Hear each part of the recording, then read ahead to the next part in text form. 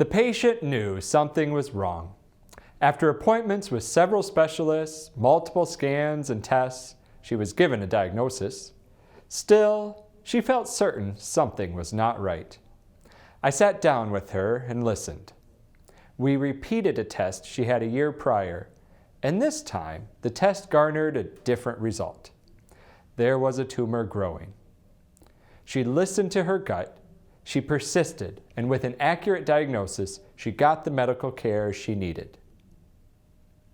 Usually, it doesn't help to repeat a medical test. 9 times out of 10, the result is the same. However, if, as a patient, you get that feeling that something is amiss, seek out answers and find someone who will listen. That does not mean you need every possible test. Tests are costly. They are only a tool, and using the wrong tool can cause more harm than good. Physicians are adeptly trained in the application of the tools of medicine.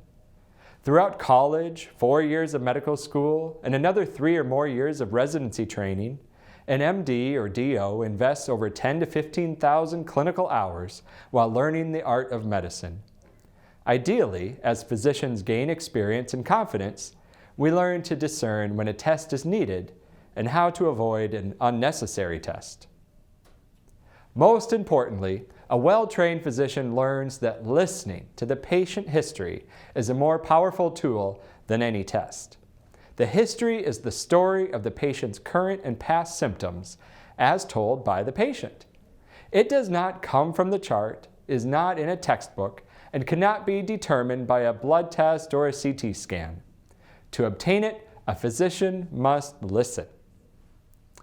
Unfortunately, physicians often interrupt a patient within the first 10 to 15 seconds of the visit. Pressures from time, from documentation, from insurance companies, and from the next patient that is waiting can contribute to the detriment of the interview.